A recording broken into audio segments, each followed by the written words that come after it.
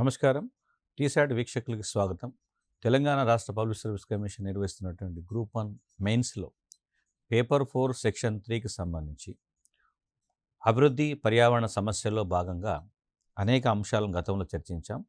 ఈరోజు పర్యావరణ ఆడిట్, అదేవిధంగా పర్యావరణ ప్రభావ అంచనా అనేటువంటి టాపిక్స్‌ను చర్చించబోతున్నాం. నిజానికి పర్యావరణానికి సంబంధించినటువంటి మౌలికమైనటువంటి అంశాల్లో పర్యావరణం ఏ విధంగా ఉండాలి, ఆ పర్యావరణానికి విఘాతం ఏ విధంగా కలుగుతున్నది, పర్యావరణ సంక్షోభాన్ని ఏ విధంగా ఎదుర్కోవాలి అనేటువంటిది అతిపెద్ద సమస్యగా ఇప్పుడు మనకి ప్రపంచ సమాజాలను ఆందోళన గురి చేస్తున్నటువంటి అంశం ఉంది. ఈ నేపథ్యంలో ఈ పర్యావరణాన్ని మనం శాస్త్రీయంగా అధ్యయనం చేయడం కోసము ఒక కొత్త భావన వెలుగులోకి వచ్చాయి. ఒకటి పర్యావరణ ఆడిట్, రెండోది పర్యావరణ ప్రభావ అంచనాలు. అంటే పర్యావరణాన్ని కూడా ఆడిట్ చేయొచ్చు, పర్యావరణ ప్రభావాన్ని అంచనా వేయొచ్చు అనేటువంటిది శాస్త్రీయంగా నిరూపించబడింది. అంటే దాని ద్వారా ఏం తెలుస్తుందాము, దాంట్లో ఉండేటువంటి లోపాలేమిటి, పర్యావరణ సంక్షోభానికి మూలాలేమిటి, ఆ పర్యావరణ సంక్షోభం తలెత్తకుండా ఎలాంటి జాగ్రత్తలు తీసుకోవాలి అనేటువంటిది మనకి పర్యావరణ ఆడిట్ మరియు పర్యావరణ ప్రభావ అంచనా ద్వారా అర్థమయ్యేటువంటి సందర్భం ఉంటుంది. ఎలాంటి క్వశ్చన్స్ రావచ్చు అని చూస్తే, ఫర్ ఎగ్జాంపుల్ పర్యావరణ ఆడిట్ అనేది కొత్త భావన కాబట్టి పర్యావరణ ఆడిట్ అనగానేమి, అదేవిధంగా పర్యావరణ ఆడిట్లోని వివిధ రకాలను వివరించండి అనేది బేసిక్ క్వశ్చన్ ఉంటుంది. కొంచెం ట్రెండీగా, అంటే ఇప్పుడు మనకి రొటీన్గా ఉండేటువంటి క్వశ్చన్స్ కాకుండా కొంచెం న్యూ ట్రెండ్కు తగ్గట్టుగా ఉండేటువంటి క్వశ్చన్స్ కూడా వస్తాయి. సో ఆడిట్ అనగానే ఒక రకంగా చెప్పాలంటే మనకి ఆ వ్యవస్థలో ఉండేటువంటి లోపాలు ఏవైతున్నాయో ఆ లోపాలను, సమస్యలను శాస్త్రీయంగా వెలికితీసి వాటికి హెచ్చరికలు జారీ చేసి జాగ్రత్తగా ఉండమని చెప్పేటువంటి ఒక భావన. కాబట్టి అలాంటిది ఇక్కడ కూడా ఉపయోగిస్తుంది. మనకు అది ముఖ్యంగా ఈ ఆడిట్ అనే పదాన్ని ఆర్థిక కోణంలో చూస్తాం. ఆర్థిక వ్యవస్థలో రూల్స్ ప్రకారము ఈ ప్రభుత్వ సంబంధించినటువంటి వ్యయాలు కానీ, ప్రభుత్వం రావాల్సినటువంటి ఆదాయాలు కానీ జరుగుతున్నాయా, నిబంధనల ప్రకారం జరుగుతున్నాయా లేదా అని చెక్ చేసుకోవడానికి ఆడిట్ను మనం ఉపయోగిస్తాం. సెంట్రల్ లెవెల్లో కానీ, స్టేట్ లెవెల్లో కానీ.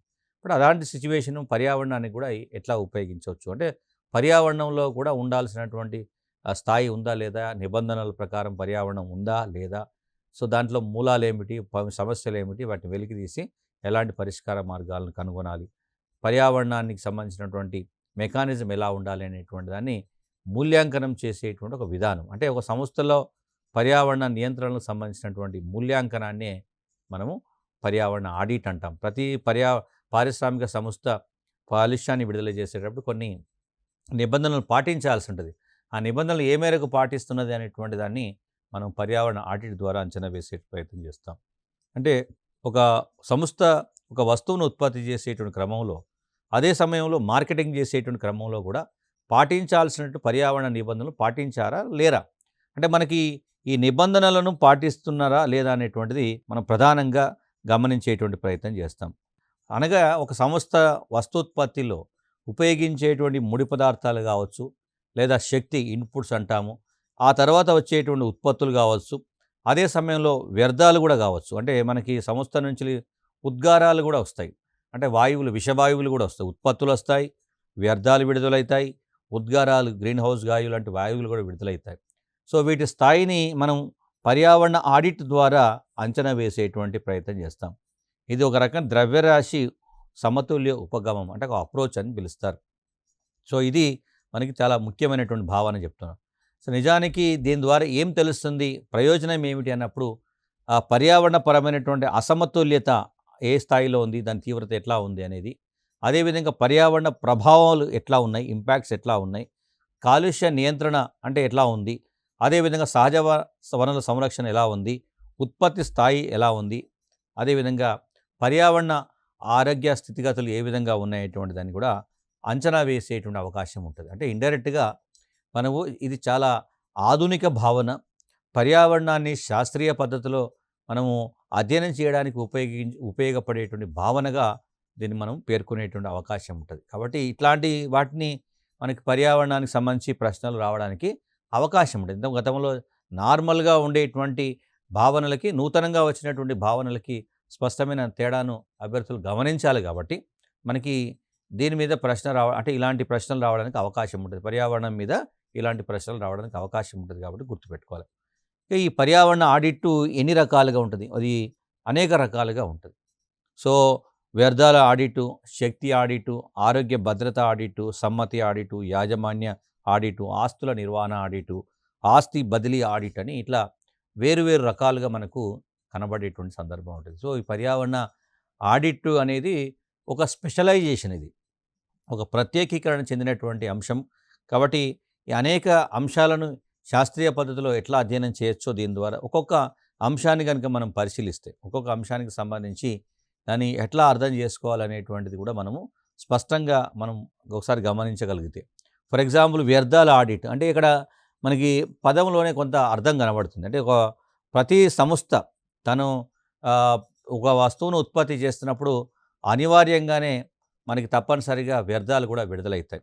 సో, దీనిలో మనకి వివిధ మూలాలు ఏ సోర్సెస్ నుండి వెలువడేటువంటి వివిధ వ్యర్థాలు, అదేవిధంగా అవి ఏ స్థాయిలో ఏ పరిమాణంలో ఉన్నాయనేటువంటి విషయాన్ని గుర్తించడానికి ఇది ప్రధానంగా ఉపయోగపడుతుంది. ఈ వ్యర్థాల ఆడిట్ అనేది మనకి వ్యర్థాలు ఎక్కడి నుంచి అయితే విడుదలవుతున్నాయో ఆ విడుదలయ్యేటువంటి స్థానం నుండే తగ్గించడానికి ఉపయోగపడే ఒక సాంకేతిక సాధనం అని చెప్తున్నాం. సపోజు ఒక రకమైనటువంటి ముడి పదార్థాన్ని ఉపయోగించడం వల్ల మనకి ఎక్కువ మొత్తంలో వ్యర్థాలు విడుదలవుతున్నాయంటే వెంటనే ఆ ముడి పదార్థానికి ప్రత్యామ్నాయాన్ని అన్వేషించేటువంటి ప్రయత్నం చేస్తాం. కాబట్టి ఇది ఒక సాంకేతిక సాధనం, ఒక టెక్నికల్ ఇన్స్ట్రుమెంట్ లాగా చూస్తాం. సో, దీన్ని అదేవిధంగా ఈ వ్యర్థాలను పరీక్షించి అనుకూలమైనటువంటి చర్యల ద్వారా వాటిని రీసైకిల్ చేయొచ్చు, పునఃచక్రీయం చేయవచ్చు, లేదా రీయూజ్ చేసుకోవచ్చు, పునర్వినియోగం చేయడం, లేదా తక్కువ స్థాయి విషసహిత అంటే వాటి యొక్క విషపూరిత స్వభావాన్ని తగ్గించేటువంటి ప్రయత్నము చేయడానికి ఈ వ్యర్థాల ఆడిట్ ప్రధానంగా ఉపయోగపడేటువంటి అవకాశం ఉంటుంది. అదేవిధంగా రెండవది శక్తి ఆడిట్ అంటాం. దీంట్లో వివిధ స్థాయిల్లో ఎంత పరిమాణంలో లేదంటే ఎలాంటి ఇంధనం ఉపయోగిస్తున్నారో అనేటువంటి విషయాన్ని గుర్తించి తక్కువ ఇంధన వినియోగానికి అనుగుణంగా వినియోగ నష్టాన్ని గుర్తిస్తాం. మనం జనరల్గా తక్కువ ఇంధన వినియోగం జరగాలి, తర్వాత దట్ మీన్స్ ఇండైరెక్ట్గా వినియోగ నష్టం అనేది చాలా తక్కువగా జరగాలి. దానికి అవసరమైనటువంటి అంటే తక్కువ ఇంధన వినియోగం ఉపయోగించాలి, దానికి అనుగుణంగా ఇంధన వినియోగ నష్టాన్ని కూడా తగ్గించడానికి కావాల్సిన సూచనలను శక్తి ఆడిట్ అందిస్తుంది. అదేవిధంగా ఆరోగ్య భద్రత ఆడిట్ అనేది సంపూర్ణ ఆరోగ్యం కానీ లేదా భద్రత యాజమాన్య వ్యవస్థకు సంబంధించినటువంటి సమర్థతను, అదేవిధంగా మనకి సరైనటువంటి కార్యాచరణ ప్రణాళిక రూపొందించడానికి అవసరమైనటువంటి అంశాన్ని ప్రతి స్థాయిలో కూడా ముఖ్యంగా ఈ పర్యావరణానికి సంబంధించినటువంటి అంశాల్లో దాని ఇంకా ఇంపాక్టు పరిశ్రమలో పనిచేసేటువంటి వ్యక్తులపైన కూడా ఉంటుంది, వారి ఆరోగ్యం పైన కూడా ఉంటుంది. కాబట్టి ఉద్యోగుల ఆరోగ్య భద్రత అనేది ఉద్యోగుల యొక్క ఆరోగ్యం కానీ వారి భద్రత వారి సంక్షేమం గురించి ఆ సంస్థ ఎలాంటి విధానాలను అమలుపరచాలి, ఏ విధంగా క్రమ పద్ధతిలో దాన్ని ముందుకు తీసుకుపోవాలనే విషయాన్ని మనకు ఆరోగ్య భద్రత ఆడిట్ అనేది చెప్పేటువంటి ప్రయత్నం చేస్తుంది. అదేవిధంగా మరొక భావన ఏంటంటే ఒక సంస్థ తమ మార్గదర్శకాలకు లేదా నియమ నిబంధనలకు అనుగుణంగా మనకి పనిచేసేటువంటి విషయాన్ని సమీక్షించడానికి ఒక యాక్సెప్టెన్సీ అంటాం. సో, అది సమ్మతి ఆడిట్ అని చెప్తారు. అదేవిధంగా మేనేజ్మెంట్ ఆడిట్ అని సంబంధించి చెప్పేటప్పుడు కంపెనీ యాజమాన్య శక్తి సామర్థ్యాలు లేదా పోటీతత్వం కావచ్చు లేదా కార్పొరేట్ లక్ష్యాలకు అనుగుణంగా ఇవి ఉన్నాయా లేవా వాటిని విశ్లేషించి అంచనా వేయడంతో పాటు యాజమాన్య ఆడిట్ అనేది ఒక రకంగా వ్యక్తిగత సామర్థ్యాలను గుర్తించి వాటిని ప్రశంసించడం లేదా దట్ మీన్స్ అదేవిధంగా అంటే వాటికి ఎంకరేజ్ చేసేటువంటి ప్రయత్నం చేయాలి, లేదా షేర్ హోల్డర్లకు వారి యొక్క ఇంట్రెస్ట్కు అనుగుణంగా పనిచేసే విధంగా వారిని ఉద్యోగులను ప్లస్ కంపెనీ యాజమాన్యానికి మధ్య మంచి సంబంధాలు నెలకొల్పేటట్టు దాని ఫలితంగా కంపెనీ స్థాయి కాపాడడంతో పాటు యాజమాన్యం సమిష్టిగా కృషి చేస్తే ఏ విధంగా సక్సెస్ సాధించవచ్చు, పర్యావరణం పరిరక్షించుకోవచ్చు అనే విషయాన్ని మనకు ఈ ఆడిట్ ద్వారా వెల్లడేటువంటి అవకాశం ఉంది. సో, ఇది అంటే ఇవన్నీ కూడా కొత్త కొత్త భావనలు. ఇప్పుడు యాజమాన్య ఆడిట్ అన్నప్పుడు ఒక యజమాని మిగతా ఉద్యోగులతో ఉండాల్సినటువంటి అంటే రిలేషన్స్ ఎలా విధంగా ఉండాలి. చాలా సందర్భాల్లో మనం ఇది చాలా సింపుల్గా కనబడుతుంది. బట్ ఈ ఆడిట్ ద్వారా తెలిసే విషయం ఏంటంటే ఒకవేళ యాజమాన్యానికి ఉద్యోగులకు మధ్య సత్సంబంధాలు లేవు అని తెలిసినప్పుడు ఉద్యోగులు ఆ కంపెనీకి పట్ల బాధ్యతాయుతంగా ఉండరు. అంటే ఇండైరెక్ట్గా ఆ కంపెనీ పని నిర్వహణకు సంబంధించి చెప్పేటప్పుడు వాళ్ళు నిర్లక్ష్యంగా ఉండటం వల్ల కూడా వ్యర్థాల స్థాయి పెరిగేటువంటి ప్రమాదం ఉంటుంది. అంటే ఇండైరెక్ట్గా ఒక కంపెనీ తన కార్మికులతో మంచి సంబంధాలు కనుక కలిగి ఉండకపోతే ఆర్థికంగా జరిగేటువంటి నష్టమే కాకుండా పర్యావరణ పరంగా కూడా అనేక రకాల నష్టాలు కలుగుతాయి అనేటువంటి విషయాన్ని మనకు పర్యావరణ ఆడిట్ అనేటువంటి భావనలో భాగంగా యాజమాన్య ఆడిటు నిర్వహించే సందర్భం ఉంటుంది. అలాగే ఆస్తుల నిర్వచన ఆడిట్ అంటే అసెట్ డెఫినేషన్ ఆడిట్ అంటాం. సో ఇది ఒక రకంగా చెప్తారంటే ఒక సంస్థ తనకు ఉండేటువంటి క్రెడిబిలిటీ ఏంటిది, ఆ సంస్థ యొక్క సామర్థ్యం ఏమిటి, అంటే ఏ విధంగా అది భవిష్యత్తులో కొనసాగుతుందనేటువంటి విషయానికి సంబంధించి ఇది భవిష్యత్తులో సంస్థ ఆస్తులను అమ్మటానికి కానీ లేదా ఇంకొక సంస్థలో విలీనం చేయడానికి కానీ లేదా ఇంకొక సంస్థ యొక్క ఆస్తులను కొనడానికి కానీ మనకి ఈ ఆస్తుల నిర్వచనం సంబంధించిన ఆడిట్ ఉపయోగపడుతుంది. సో ఆస్తి విలువను బట్టి మనకి ఆస్తి విలువలో ఏవైతుందో దాన్ని తగ్గించగలిగితే పర్యావరణ సమస్యలను కూడా అంచనా వేయగలుగుతాం. ఇప్పుడు చాలా సందర్భాల్లో అంటే ఆ ఆస్తి యొక్క విలువకు పర్యావరణ ప్రభావానికి ప్రత్యక్ష సంబంధం ఉంటుంది కాబట్టి ఆస్తులను కొనగలిగేటువంటి స్తోమత కొనుగోలుదానికి ఉందా లేదా అనేది కూడా నిర్ధారిస్తాం. ఒక్కోసారి వాళ్ళు సరైన విధంగా మేనేజ్ చేసుకోలేకపోయినా కొనేటువంటి సామర్థ్యం లేకుండా కానీ కొనుగోలు చేసినప్పటికీ దాన్ని సరిగా విధంగా నిర్వహించలేకపోయినప్పుడు పర్యావరణానికి కూడా సంక్షోభం తలెత్తుతుంది. అంటే ఇది కొన్ని సందర్భాల్లో అది ఆర్థిక కోణమే చూస్తాం మనం. అంటే జనరల్గా ఒక సంస్థ భవిష్యత్తు అనేది కొంతమంది వ్యక్తులకు కలిగేటువంటి లాభాలు నష్టాలు అనేటువంటి సందర్భం చూస్తాం. కానీ వాస్తవానికి ఏంటంటే ఆ ఆస్తుల నిర్వచనం దానికి ఉండేటువంటి క్యాపబిలిటీ అనేది మనం పూర్తి స్థాయిలో అంచనా వేయలేకపోతే, సో భవిష్యత్తులో వాటి నిర్వహణ సరిగా లేకపోతే మనకి అనేక రకాల నష్టాలు కలిగేటువంటి అవకాశం ఉంది. కాబట్టి మనకి పర్యావరణ ఆస్తుల నిర్వచనం అనేది కూడా చాలా ముఖ్యమైనటువంటి భావనగా చూసే ప్రయత్నం చేస్తాం. దాంతోపాటుగా ఈ ఆస్తుల బదిలీ ఆడిట్ అని ఇంకొక రకంగా ఉంటుంది. అంటే సంస్థ యొక్క నిజ ఆస్తుల అమ్మకం ఏదైతే ఉందో దాంట్లో కొనుగోలుదారునికి లేదా ఆ భూమికలో ముఖ్యంగా ఆ భూమికి సంబంధించి చెప్పినప్పుడు ఒక భూమి కనుక ఎసెట్గా తీసుకుంటే దాంట్లో అది ఎంతవరకు అది అంటే మనకి సమర్థవంతంగా ఉపయోగపడుతుంది, సో కాలుష్య రహితంగా ఉందా లేదా, దాంట్లో మృత్తిక కాలుష్యం ఏ స్థాయిలో ఉంది, నీటి కాలుష్యం ఏ స్థాయిలో ఉంది అనే విషయాన్ని కూడా దాంట్లో తెలిపే ప్రయత్నం చేస్తుంది. ఒకవేళ ఇప్పుడు మనకు ఒకసారి మార్టిగేజ్ చేస్తాం, అది ఆస్తి కలుషితమైన కానీ రుణదాతకు మూలధనం ప్రమాదంలో ఉన్నట్టు ఒక హెచ్చరిక జారీ చేస్తారు. ఇప్పుడు మనం చాలా సందర్భాల్లో ఏదైనా ప్రాపర్టీ అనేటప్పుడు మనం ఒక లాయర్ని సంప్రదిస్తారు. ఇది కరెక్టా కాదా, దీనికి ఉండేటువంటి ప్రాబ్లమ్స్ ఏంటి, ఫ్యూచర్లో ఏమైనా ప్రాబ్లమ్స్ రావస్తా, ఇవన్నీ కూడా మనం ఒక ఎక్స్పర్ట్ హెల్ప్ ఎట్లయితే తీసుకుంటారు అట్లాగే సిమిలర్గా పర్యావరణానికి సంబంధించి ఒక సంస్థ కూడా ఈ ఆస్తులను బదిలీ చేసేటువంటి సందర్భాలు వచ్చినప్పుడు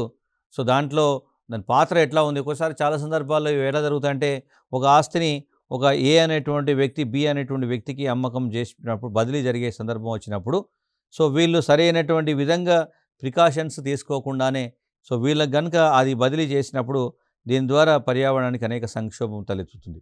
ఫర్ ఎగ్జాంపుల్ మనం ఒక వెహికల్ కొనుక్కుంటున్నాం అనుకోండి, వెహికల్ కొనుక్కున్నప్పుడు వాళ్ళు ఆ వెహికల్ కండిషన్ అనేది సరిగా అంచనా వేయకుండా సో అది వేరే వాళ్ళకి బదిలీ చేసినప్పుడు ఆటోమేటిక్గా బదిలీ చేసే సందర్భంలో మన సరైనటువంటి ప్రికాషన్స్ అసెస్మెంట్ మూల్యాంకనం జరగకపోతే ఇక్కడ ఆ వెహికల్ నుండి మనకు ఎక్కువ మొత్తంలో కాలుష్యం విడుదలయ్యేటువంటి ప్రమాదం ఉంటుంది. అంటే ఒక వాహనానికి ఎట్లయితే ఉంటుందో అదేవిధంగా ఒక సంస్థకు కూడా అదే పరిస్థితి కనబడుతుంది. ఒక సంస్థ కూడా తన ఆస్తిని బదిలీ చేసేటువంటి సందర్భం వచ్చినప్పుడు పర్యావరణ కోణాన్ని కూడా దీంట్లో పరిగణలోకి తీసుకోవాల్సినటువంటి అవసరము ఉంటుంది అనేది స్పష్టంగా కనబడుతుంది. సో నిజానికి దీని ద్వారా ఏం చేస్తుంటే పర్యావరణ ఆడిట్ ఆధారంగా పర్యావరణ సంక్షోభం యొక్క తీవ్రతను మనము అంచనా వేసేటువంటి అవకాశం ఉంటుంది. అదేవిధంగా పర్యావరణ పరిరక్షణకు ప్రత్యేకమైనటువంటి చర్యలు తీసుకోవాల్సిన అవసరం కూడా తెలుస్తుంది. అంటే ఈ ఆడిట్ అనేటువంటి భావన దేనికి సంబంధించింది అంటే ఈ రెండు అంశాలకు సంబంధించింది. అంటే పర్యావరణ సంక్షోభాన్ని దాని తీవ్రతను మనం శాస్త్రీయ పద్ధతిలో అంచనా వేయగలుగుతాము. ఆ అంచనా ఆధారంగా పర్యావరణాన్ని కాపాడుకునేటువంటి ప్రయత్నం జరుగుతుంది. కాబట్టి ఇది ఒక ఆధునిక భావన. సో దీన్ని ప్రపంచ సమాజాలు భారతదేశం కూడా ఆచరించేటువంటి ప్రయత్నం చేస్తుంది.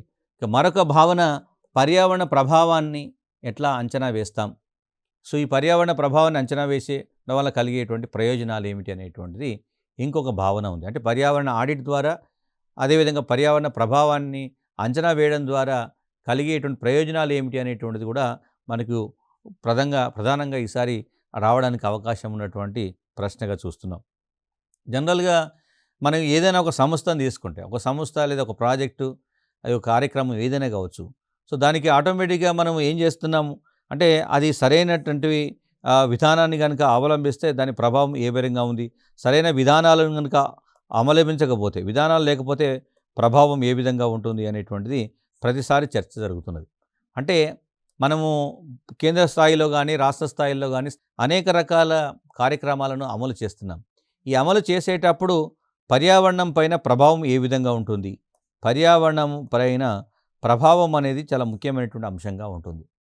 సో, ఈ ప్రభావాన్ని మనం గణించాలి. గణించడము లేదా లెక్కించడం అనేటువంటిది చేసినప్పుడే మనం భవిష్యత్తులో మరిన్ని జాగ్రత్తలు తీసుకునేటువంటి అవకాశం ఉంటుంది.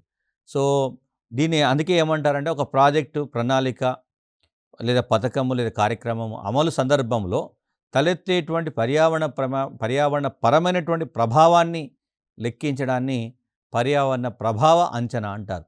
సో, జనరల్‌గా మనకి అభివృద్ధి ప్రక్రియల వల్ల పర్యావరణం పైన 2 రకాల ప్రభావం. ఒక దగ్గర ఇప్పుడు ఈ టైటిల్ యొక్క ఉద్దేశ్యం కూడా అభివృద్ధి జరుగుతున్నప్పుడు దీనికి 2 రకాల పార్శ్వాలుంటాయి. ఇది అనుకూలమైనటువంటి ప్రభావాన్ని చూపొచ్చు, లేదా అంటే ప్రతికూలమైనటువంటి ప్రభావాన్ని కూడా చూడవచ్చు. అంటే నెగిటివ్ ఇంపాక్ట్ ఉండొచ్చు, లేదా పాజిటివ్ ఇంపాక్ట్ కూడా ఉండొచ్చు. అంటే అభివృద్ధి అనేది ఎప్పుడూ కూడా 100కి 100% అనుకూలంగానే ఉండకపోవచ్చు. దాని పర్యవసనాలు కూడా ప్రమాదకరంగా ఉండవచ్చు. కాబట్టి అభివృద్ధికి సంబంధించి చెప్పేటప్పుడు అభివృద్ధి ప్రక్రియ వల్ల పర్యావరణంపై జరిగేటువంటి అనుకూల ప్రభావమా లేదా ప్రతికూల ప్రభావమా, ఈ భావన ఆధారంగా అంచనా వేసి దానికి తగ్గట్టుగా చర్యలు చేపట్టేటువంటి అవకాశం దీని ద్వారా ఇస్తుంది. సో, దీని ద్వారా అంటే ప్రాజెక్టు అమలు చేయడం వల్ల మనకి ఒక అంటే రికగ్నైజ్ చేసే విధంగా ప్రభావం ఉంటుందా లేదా అనేది తేలితే ఆ ప్రాజెక్టును అమలు చేసే అవకాశం ఉంటుంది. మనం ఒక కార్యక్రమాన్ని అమలు చేసేటువంటి సందర్భాల్లో మనకి ఏమవుతుందంటే దాన్ని అమలు చేస్తే జరిగేటువంటి నష్టం ఏమిటి, అదేవిధంగా లాభం ఏమిటి అనేటువంటి బేరీజ్ వేసుకున్నప్పుడు దీని ద్వారా ఎక్కువ నష్టం ఉన్నది అన్నప్పుడు ఆ ప్రాజెక్టును అమలు చేయాలా వద్దా అనేటువంటి మనం నిర్ణయం తీసుకుంటాం. లేదా లాభం ఎక్కువ ఉన్నప్పుడు దాన్ని అమలు చేస్తే ఏ మేరకు లాభం అనేటువంటిది చేస్తాం. సో, పూర్తి స్థాయి పర్యావరణ ప్రభావాన్ని మనము ఎట్లా అంటే ఒక ప్రకటన రూపంలో, అంటే ఎన్విరాన్మెంటల్ ఇంపాక్ట్ స్టేట్మెంట్ అంటాం. దీన్ని ఏమంటారంటే ఎన్విరాన్మెంట్ ఇంపాక్ట్ స్టేట్మెంట్ అని పిలుస్తారు. అంటే ఒక స్టేట్మెంట్ తయారు చేస్తాం. ఒక ప్రాజెక్టును అమలు చేయడం ద్వారా ఎన్విరాన్మెంట్ పైన ఇంపాక్ట్ ఎట్లా ఉంది అనేటువంటి ఒక స్టేట్మెంటు తయారు చేయడం జరుగుతుంది. సో, దాని ఆధారంగా నిర్ణయం తీసుకుంటాం. ఈ స్టేట్మెంట్ పర్యావరణ ప్రభావ ప్రకటన అని పిలుస్తారు. ఎన్విరాన్మెంటల్ ఇంపాక్ట్ స్టేట్మెంట్ అని పిలుస్తారు. ఇది ఒక ప్రాజెక్టుపై నిర్ణయం తీసుకోవడానికి ఉపయోగపడే ఒక సాధనం ఇది. అంటే ఆ ప్రాజెక్టును కొనసాగించాలా లేదా నిలిపివేయాలా లేదా ఏ స్థాయిలో కొనసాగించాలి అనేటువంటి విషయము ఈ పర్యావరణ ప్రభావ ప్రకటన ద్వారా మనం అంచనా వేసేటువంటి అవకాశం ఉంటుంది. సో, ప్రతిపాదించినటువంటి ఈ కార్యాచరణ వల్ల మనకి ఈ ప్రాజెక్టు అమలు చేయడం వల్ల పర్యావరణంపై కలిగేటువంటి అనుకూల ప్రభావం ఏమిటి, అదేవిధంగా ప్రతికూల ప్రభావం ఏంటి, వీటిని అంచనా వేసి మనకి అవసరమైనటువంటి ప్రత్యామ్నాయాలను సూచిస్తారు. ఇది చాలా మనకి ఈ స్టేట్మెంటు ఎన్విరాన్మెంటల్ ఇంపాక్ట్ స్టేట్మెంట్ ద్వారా జరిగేటువంటి ప్రయోజనం ఏమిటంటే ప్రత్యామ్నాయాలను మనం అన్వేషించేటువంటి అవకాశం ఉంటుంది. ద బెస్ట్ ఆల్టర్నేట్ సోర్స్ ఏంటిది అనేది దీని ద్వారా మనం చెప్పగలుగుతాము. సో, ఈ ప్రకటన తయారు చేసే ముందు ఏం చేస్తారు, ప్రొసీజర్ ఏమిటి, ఎలాంటి అంశాలను పరిగణలోకి తీసుకుంటారంటే ముందు సంబంధిత విభాగాలు ఏవైతుందో వాటిని సంప్రదించేటువంటి ప్రయత్నం చేస్తారు. సో, ఈ ప్రాజెక్టుకు సంబంధించినటువంటి భౌతిక మరియు సామాజిక ప్రభావాలను చర్చించేటువంటి ప్రయత్నం చేస్తారు. అంటే పర్యావరణంపై ఎలాంటి ప్రభావం ఉంటుంది, సమాజంపై ఎలాంటి ప్రభావం ఉంటుందనే విషయాన్ని చర్చించిన తర్వాతనే ఈ ప్రకటనను, అంటే ఎన్విరాన్మెంటల్ ఇంపాక్ట్ స్టేట్మెంట్ అనేది, పర్యావరణ ప్రభావ ప్రకటన అనేది అది ఫీల్డ్ లెవెల్లో నిర్ణయించబడుతుంది. అంటే కింది స్థాయిలో పర్యావరణాన్ని అదేవిధంగా సమాజాన్ని రెండింటినీ కూడా పరిగణలోకి తీసుకొని ఈ ప్రాజెక్టు వల్ల అక్కడ ఉండేటువంటి సహజమైనటువంటి వాతావరణం ఏ విధంగా ప్రభావితమవుతుంది, అదేవిధంగా మానవ సమాజాలు ఏ విధంగా ప్రభావితమవుతాయి అనే విషయాన్ని ముందస్తుగా శాస్త్రీయ పద్ధతిలో అంచనా వేసిన తర్వాతనే ఈ స్టేట్మెంట్ను వాళ్ళు రూపొందించడం జరుగుతుంది. సో, కాబట్టి మానవ పరిసరాల నాణ్యత ఏదైతుందో, అంటే వాతావరణానికి సంబంధించిన క్వాలిటీ ఎక్కువగా ప్రభావితం చేసేటువంటి కొన్ని చర్యల కోసము జాతీయ పర్యావరణ చట్టం ఈ ప్రకటనను రూపొందించే ప్రయత్నం చేసింది. సో, నేషనల్ ఎన్విరాన్మెంటల్ యాక్ట్ ఏదైతే పర్యావరణ పరిరక్షణ చట్టం అంటాం, జాతీయ పర్యావరణ పరిరక్షణ చట్టం ఏదైందో పర్యావరణ చట్టము లేదా పర్యావరణ పరిరక్షణ చట్టం అంటాం. నేషనల్ ఎన్విరాన్మెంటల్ ప్రొటెక్షన్ యాక్ట్ అనేది ఈ కొన్ని చర్యల కోసము ఈ స్టేట్మెంట్ తయారు చేసింది. సో దీంట్లో ఏముంటుంది, ఈ పర్యావరణ ప్రభావ ప్రకటనలో ఏమేమి అంశాలు ఉంటాయని కనుక చూస్తే, ఫస్టు ఈ ప్రతిపాదిత ప్రాజెక్టుకు సంబంధించినటువంటి వివరాలు ఉంటాయి. అసలు ప్రాజెక్ట్ దేనికోసం రూపొందించబడింది, దాంట్లో ఉండేటువంటి మౌలికమైన అంశాలు ఏమిటి, దాంట్లో ఉండేటువంటి నిబంధనలు ఏమిటి అని కూడా ఫస్ట్ ప్రతిపాదించినటువంటి ప్రాజెక్టు వివరాలు ఉంటాయి. తర్వాత రెండవ అంశం ఏంటంటే, ప్రాజెక్టు ఈ పర్యావరణంపై కలిగే ప్రభావాల లక్షణాలు ఎట్లా ఉంటుంది, అదేవిధంగా వాటి తీవ్రత ఎట్లా ఉంటుందనేది కూడా దాంట్లో స్పష్టంగా వివరించబడుతుంది. దాంతోపాటుగా ఈ ప్రాజెక్టును మనం కనుక కొనసాగిస్తే కలిగేటువంటి పర్యావరణ సంక్షోభంలో ముఖ్యంగా విపత్తులు ఏవైతే డిజాస్టర్స్, సో సహజంగా ప్రకృతి విపత్తులు, నేచురల్ డిజాస్టర్స్ ఏవైతున్నాయో వాటి సంభావ్యత, ఇప్పుడు మనం ఒక పెద్ద భారీ ప్రాజెక్టును నీటిపారుదల ప్రాజెక్టును నిర్మించాలనుకున్నప్పుడు ఈ నీటిపారుదల ప్రాజెక్టును ఇక్కడ ఈ స్థాయిలో నిర్మించడం వల్ల ఇక్కడ భూకంపాలు ఏ స్థాయిలో కలిగేటువంటి అవకాశం ఉంది అనేటువంటిది దీని ద్వారా మనం అంచనా వేస్తాం. అంటే ప్రకృతి విపత్తుల యొక్క సంభావ్యత ఏ విధంగా ఉంది అనేటువంటిది మనకు పర్యావరణ ప్రభావ అంచనా. అదేవిధంగా ఒక మైనింగ్ జరుపుతున్నాం అంటే మనకి లోతుగా మనం ఈ మొత్తం భూమిని తవ్వేట ప్రయత్నం చేసినప్పుడు భూమి యొక్క సమతుల్యత ఏ విధంగా ప్రభావితం అవుతుంది, అంటే భూమి పైన దీని యొక్క ఇంపాక్ట్ ఏమి ప్రభావం ఉంటుంది, అంటే ఒక్కొక్క యాక్టివిటీకి సంబంధించి ఒక్కొక్క ప్రాజెక్టుకి సంబంధించి నీటిపారుదల ప్రాజెక్టు లేదా కనుల తవ్వకానికి సంబంధించినటువంటి సందర్భం కావచ్చు, లేదా అనేక రకాల ఇప్పుడు పెద్ద పెద్ద మనం పారిశ్రామిక కారిడార్లను ఏర్పాటు చేసేటప్పుడు సో వివిధ రంగాలపై కూడా దాని ప్రభావం ఏ విధంగా ఉంటుందనేటువంటిది దీని ద్వారా అదేవిధంగా మనకి ముఖ్యంగా ఈ భూగర్భ జలాలు కావచ్చు లేదా ఉపరితల జలాలు ఏవైతున్నాయో వాటిపైన మృత్తిక లేదా గాలి యొక్క నాణ్యత పైన ఎలాంటి ప్రభావం పడేటువంటి అవకాశం ఉంది. ఇప్పుడు మనం చాలా సందర్భాల్లో ఈ అంశాన్ని ప్రధానంగా చర్చిస్తున్నటువంటి సందర్భం ఉంది. పర్యావరణం అంటే బయట కనపడేది కాకుండా భూగర్భ జలాలు కూడా కలుషితం అయిపోతున్నాయి.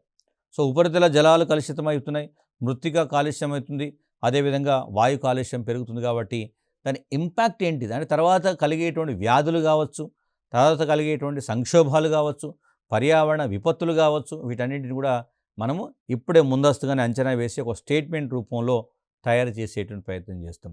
అంతేకాకుండా ముఖ్యంగా సహజసిద్ధంగా ఉండేటువంటి పర్యావరణంలో ఈ వన్యప్రాణులు ఏవైతున్నాయో వైల్డ్ లైఫ్ ఏదైతుందో వాటికి కానీ లేదా మొక్కలకు సంబంధించి కానీ, అదేవిధంగా ఈ జాతులు అనేక రకాల జాతులు అంతరించిపోతున్నాయి, వాటిపైన కూడా వీటి ప్రభావం ఏమిటి అంటే ఆల్రెడీ కొన్ని జాతులు అంతరించిపోయే దశలో ఉంటే ఇంకా పర్యావరణ సంక్షోభం పెరిగే ఒకటి వాటి తీవ్రత మరింత పెరుగుతుంది, అంటే మరింత ఎక్కువగా ఈ అంతరించిపోయేటువంటి ప్రమాదం ఉంటుంది. కాబట్టి సో ఆ నేపథ్యాన్ని కూడా ఈ స్టేట్మెంటు మనకు అధ్యయనం చేసేటువంటి అవకాశం ఉంటుంది.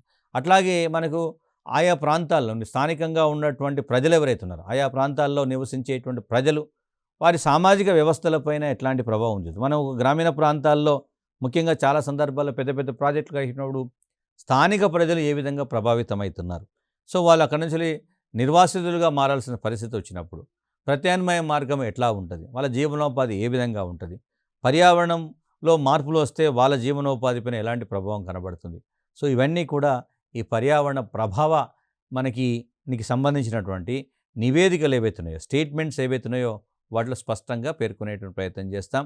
అదేవిధంగా మనకి తప్పనిసరి పరిస్థితులు కొన్ని సందర్భాల్లో ఇక్కడ ఒక ప్రభావం ఉంటుంది, అయితే ప్రభావం ఉంటుందని చెప్పి మనము ఆ ప్రాజెక్టును నిలిపివేసేటువంటి ప్రయత్నం చేయం. సో ఈ ప్రభావాన్ని ఎట్లా అధిగమించాలి, ముఖ్యంగా విపత్తులు ఒకవేళ జరిగేటువంటి అవకాశం ఉంది, ప్రమాదం ఉన్నప్పుడు ఆ విపత్తుల యొక్క యాజమాన్యం ఎట్లా ఉండాలి, మేనేజ్మెంట్, డిజాస్టర్ మేనేజ్మెంట్ అంటాం. తర్వాత ఈ పర్యావరణపరమైనటువంటి సమస్యలను విశ్లేషించేటువంటి ప్రయత్నం చేస్తారు. సో దాని నుంచి సాధారణంగా మనకి ఒక శాస్త్రీయ పద్ధతిలో పరిష్కార మార్గాలను కనుగొనేటువంటి సాహసం చేస్తారు. సో పర్యావరణ ప్రభావ ప్రకటనను చేసిన తర్వాత తయారు చేసి వీటన్నింటినీ పరిగణలోకి తీసుకొని పర్యావరణ ప్రభావ ప్రకటనను ఫస్ట్ తయారు చేస్తారు. తయారు చేసి వెంటనే దాన్ని అమలు చేయకుండా మళ్ళీ కొంత దాని మీద ప్రయత్నం చేస్తారు. ఫర్ ఎగ్జాంపుల్ ఈ పర్యావరణ ప్రకటన అనేటువంటిది ఫీల్డ్ లెవెల్లో ఉన్నటువంటి ఇన్ఫర్మేషన్ ఆధారంగా, సో మనకి గ్రామీణ ప్రాంతాల్లో ఉండేటువంటి వాతావరణ పరిస్థితులు కావటం, లేదా పట్టణ ప్రాంతాల్లో ఉండేటువంటి సామాజిక పరిస్థితులు కాబట్టి వీటన్నింటినీ కూడా తీసుకొని స్టేట్మెంట్ తయారు చేస్తారు. కాబట్టి దీనిపైన ప్రజల యొక్క అభిప్రాయాలను పరిగణలోకి తీసుకుంటారు. సో చాలా సందర్భాల్లో మనకి అంటే స్టేట్మెంటు తయారు చేసినప్పుడు దాన్ని అమలు చేసే సందర్భం వచ్చినప్పుడు నిజానికి ఫీల్డ్లో ఉన్నటువంటి ప్రజల యొక్క అభిప్రాయం చాలా కీలకమైనది. సో ఆల్మోస్ట్ దానికోసం ఒక 45 రోజుల పాటు సమయం కూడా ఇస్తారు. మనం కూడా ఏదైనా ఒక కొత్త జిల్లా ఏర్పడాలన్నా, ఒక మండలం ఏర్పడాలన్నా ముందుకు పబ్లిక్ ఒపీనియన్ అడుగుతారు. సో దానికి ఒక టైం ఇస్తారు. సో ఇందులోపు ఎవరికైనా అభ్యంతరాలు ఉన్నా కానీ, లేదా ఇంకేమైనా సజెషన్స్ ఉన్నా కానీ వాళ్ళని వాళ్ళది పరిగణలోకి తీసుకుంటారా, లేదా పరిశీలిస్తారా అనేటువంటి సందర్భం ఉంటుంది. కాబట్టి అట్లాగే ఈ ప్రభావ ప్రకటనను తయారు చేసేటువంటి ముందు అక్కడ ఉండే ప్రజల యొక్క అభిప్రాయాలను కూడా పరిగణలోకి తీసుకుంటారు. దానికి సమయం కూడా ఇస్తారు. సో ఎవరైనా కనుక మంచి సూచనలు ఇస్తే, ఇది స్టేట్మెంటులో ఈ అంశానికి వీటిని కూడా మనం పరిగణలోకి తీసుకోవాలి, ఇంకా ఈ విధంగా అయితే సమర్థవంతంగా దాన్ని అరికట్టవచ్చు అనే ఏదైనా యథార్థమైనటువంటి సూచనలు ఇస్తే వాటిని కూడా పరిగణలోకి తీసుకుంటారు. అంటే ఇవి స్థానిక ప్రజల సహకారంతోనే ఇది జరుగుతుందనేటువంటి ఒక సందర్భం ఉంది. అవసరమైతే ఒకవేళ కొంతమంది మీరు దీన్ని మరిన్ని విషయాలను పరిగణలోకి తీసుకోవాలన్నప్పుడు మరింత లోతుగా అధ్యయనాలు చేస్తారు. మరింత లోతుగా అధ్యయనాలు చేసి యథార్థమైనటువంటి సలహాలు, వాస్తవానికి దగ్గరగా ఉండేటువంటి సలహాలు, సమస్య పరిష్కారానికి ఉపయోగపడేటువంటి సలహాలు ఏవైతున్నాయో వాటన్నింటినీ కూడా పరిగణలోకి తీసుకొని చివరి ప్రకటనను, ఫైనల్ స్టేట్మెంట్ను ప్రచురించేటువంటి, పబ్లిష్ చేసేటువంటి అవకాశం ఉంటుంది. అంటే ఇక్కడ మనం గమనించాల్సింది ఏంటంటే ప్రభుత్వానికి సంబంధించి ఈ ఈ విషయాల్లో చాలా ముఖ్యమైనటువంటి పాత్ర ఉంటుంది. అంటే ఈ ప్రకటనను మనం రిలీజ్ చేస్తున్నామంటే దానికి కట్టుబడి ఉండాల్సిన సందర్భం ఉంది. కాబట్టి యథార్థమైనటువంటి అంశాలను, వాస్తవ అంశాలను మాత్రమే పరిగణలోకి తీసుకొని చివరి ప్రకటనను మనకి వెలువడించేటువంటి అవకాశం ఉంటుంది. సో దీన్ని ఎట్లా చేస్తారు? ఈ పర్యావరణ ప్రభావ అంచనా విధానం ఏ విధంగా ఉంటుందని కనుక చూస్తే, సో దానికి కొన్ని దశలు ఉన్నాయి. ఒక్కొక్క దశలో ఒక్కొక్క అంశాన్ని పరిగణలోకి తీసుకుంటూ దీన్ని అమలు చేసేటువంటి ప్రయత్నం చేస్తారు. ఫర్ ఎగ్జాంపుల్, ఒక ప్రాంతంలో మనము ఒక ప్రాజెక్టును చేపట్టబోతుంటుంది. ఏ ప్రాంతంలో అయితే ప్రాజెక్టు నిర్మిస్తున్నామో ఆ ప్రాంతానికి సంబంధించి, అంటే ఆ చేపట్టబోయే ప్రాజెక్ట్ ఏదైతుందో అక్కడ ఉండేటువంటి స్థానికంగా ఉన్నటువంటి చట్టాలు కానీ, లేదా నియమాలు, లేదా నిబంధనలు ఏవైతున్నాయో దానికి పరిధిలో ఉందా లేదా అనేటువంటి విషయాన్ని చూస్తాం. ఒకవేళ ఉంటే పర్యావరణానికి ఏమైనా హాని కలుగజేస్తుందా అని నిర్ధారించడం అనేది మొదటి చర్యగా ఉంటుంది. అంటే మనం స్థానికంగా సపోజ్ ఒక గిరిజన ప్రాంతంలో ఒక ప్రాజెక్టును మనం కట్టాలి అనుకున్నప్పుడు, సో ఇక్కడ గిరిజన ప్రాంతాల్లో ఒక ప్రాజెక్టు ఏర్పాటుకు సంబంధించి నిర్ణయం తీసుకున్నప్పుడు అక్కడ సపోజ్ గిరిజన ప్రాంతాల పరిరక్షణకు సంబంధించిన కొన్ని చట్టాలు ఉంటాయి. సో ఈ చట్టాలు ఇప్పుడు అటవీ హక్కుల చట్టం 2006 గిరిజన ప్రాంతాల పరిరక్షణలో, అడవుల్లో గిరిజనులకి అవకాశం కల్పించడము లేదా అటవీ వనరులపై వాళ్ళకి హక్కులు కల్పించే చట్టం ఉంది.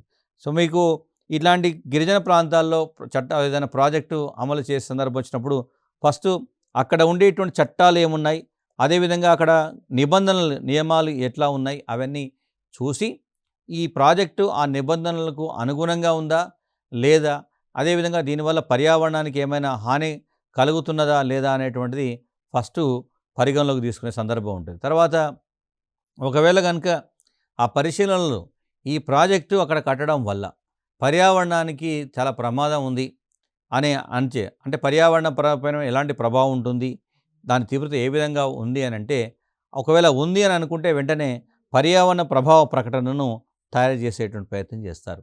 సో ఎన్విరాన్మెంట్ ఇంపాక్ట్ స్టేట్మెంట్ను కూడా తయారు చేస్తారు.